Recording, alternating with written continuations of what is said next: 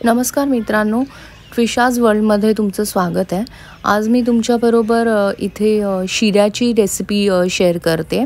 अगदी मऊसूत तोंडामध्ये घातल्या विरघळणारा एकदम लुसलुशीत असा शिरा कसा बनवायचा, जी माझी पद्धत आहे ती आज मी तुमच्याबरोबर इथे शेअर करते। तर चला रेसिपीला आपण सुरुवात करूया। इथे गॅसवर मी कढई ठेवलेली आहे आणि कढईमध्ये मी तूप घेते।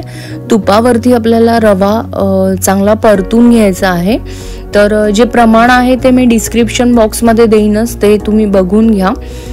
आता तूप घेतलेलं आहे मी इथे पाववाटी तूप घेतलेला आहे। हे साजूक तूप आहे।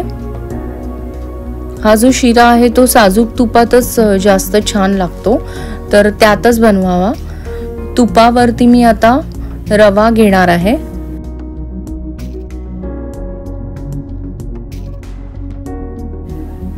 इथे पाववाटी तुपाला मी पाववाटी रवा घेतलेला आहे। आता रवा आपण तुपावरती एकदम बारीक गॅसवरती म्हणजे बारीक ते मध्यम आचेवरती आपण तो भाजून घेणार आहोत। तो भाजायचा आहे म्हटल्यानंतर अगदी तुम्हाला डार्क ब्राऊन नाही करायचा आहे। थोडासा पिवळसर रंग त्याला आला की आपण त्याच्यामध्ये केळं ॲड करायचं आहे एक। तर एकदम डार्क ब्राऊन जो शिरा बनतो तसा तेवढा आपल्याला भाजून नाही घ्यायचा आहे। फक्त हाताला तो हलका लागला पाहिजे इथपर्यंतच आपल्याला भाजायचा आहे, म्हणजे कच्चा कुठूनही लागता कामा नये, तितपतच आपल्याला भाजून घ्यायचा आहे रवा। सगळीकडून रवा एकसारखा भाजला गेला पाहिजे, त्यामुळे तुम्ही सतत तो हलवत राहा। एका साईडला एका गॅसवरती मी अर्धा कप म्हणजे अर्धा वाटी गरम पाणी ठेवलेलं आहे उकळण्यासाठी। आपल्याला शिऱ्यामध्ये म्हणजे रव्यामध्ये गरम पाणीच घालायचं आहे। तुम्ही थंड पाणी समजा घातलं यामध्ये तर जो शिऱ्याचा आहे तो एकदम असा गचका होईल तयार। तर सुटसुटीत असा तुम्हाला एकदम मोकळा शिरा हवा असेल तर तुम्हाला त्यामध्ये गरम पाणीच घालायचं आहे, कारण कसं रव्याचं जे टेम्परेचर असतं आपण भाजतो त्यामुळे ते हाय असतं आणि त्यामध्ये आपण गार पाणी घातलं तर त्याचा एकदम गोळा तयार होतो। आणि जर तुम्हाला मोकळा शिरा हवा असेल तर तुम्ही गरम रवा असताना त्यात गरम पाणीच घालायचं आहे। गरम पाणी किंवा इथे दूधही वापरू शकता तुम्ही। रवा आपला चांगला भाजून झाला आहे, तो हाताला आपल्या हलका लागतोय। एक अख्खं केळं आपण यात घातलंय आणि ते स्पॅच्युलाच्या साहाय्याने चांगलं मी रव्यामध्ये एकजीव करून घेते।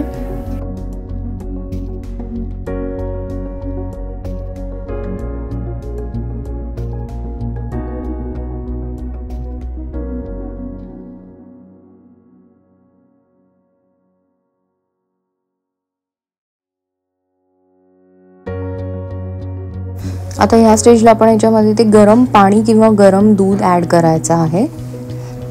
मी इथे पुन्हा एकदा सांगते, थंड दूध किंवा थंड पाणी ॲड करायचं नाही आहे, त्याने जो शिरा आहे तो चिकट होईल, आपला गोळा तयार होईल त्याचा चिकट। तर त्याच्यामुळे गरम पाणी किंवा गरम दूधच याच्यामध्ये ॲड करायचं आहे, जेणेकरून तुम्हाला शिरा आत्ता चिकट जरी दिसत असला तरी तो थंड झाल्यावरती मोकळा होतो। आणि थोडं थोडं करून यामध्ये पाणी ॲड करा।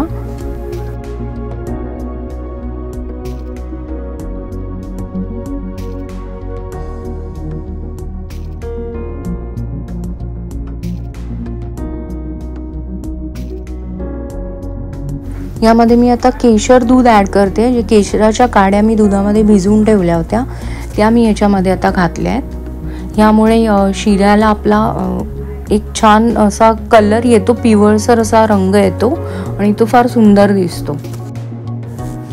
इथे व्यवस्थित आपण पुन्हा एकदा हे मिक्स करून घेणार आहोत शिरा।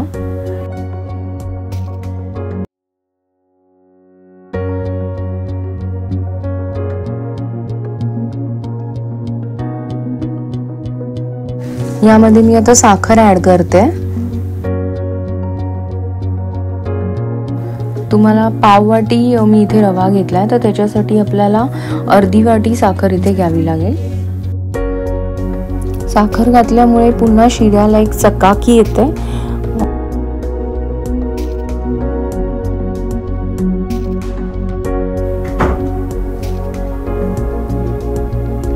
आपण हे व्यवस्थित मिक्स करून घेणार आहोत साखर शिऱ्यामध्ये. म्हणजे साखर प्रत्येक शिऱ्यामध्ये प्रत्येक ठिकाणी लागली पाहिजे व्यवस्थित. इथे मी वेलची पावडर कुटून घातलेली आहे, खलबत्त्यामध्ये कुटून घातलेली आहे म्हणून ती थोडीशी जास्त डार्क दिसते. मी मिक्सरला नाही लावून घेतली आहे ती. ताजी कुटून घातलेली जी वेलची असते त्याचा एक वेगळा स्वाद येतो, फ्रेश.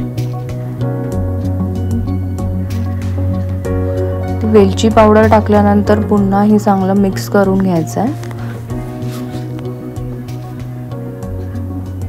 बघा किती मस्त आपला. यावर आपण आता झाकण ठेवून 3 ते 4 मिनिटं ह्याला वाफ काढून घेणार आहोत, जेणेकरून आतली जी साखर आहे ती शिऱ्यामध्ये व्यवस्थित वितळून ती मिक्स होईल.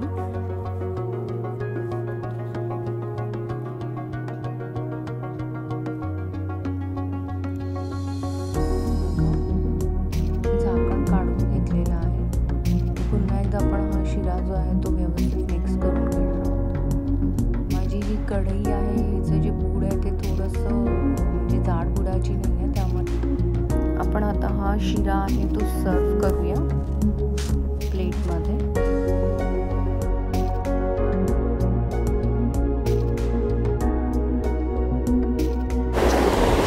बघा काय सुंदर कलर आला आहे शिऱ्याला. ही रेसिपी नक्की ट्राय करा आणि आवडल्यास लाईक, शेअर आणि सबस्क्राईब करा. बघा किती मऊसूत असा आपला हा शिरा रेडी झालेला आहे. तुम्ही नक्की करून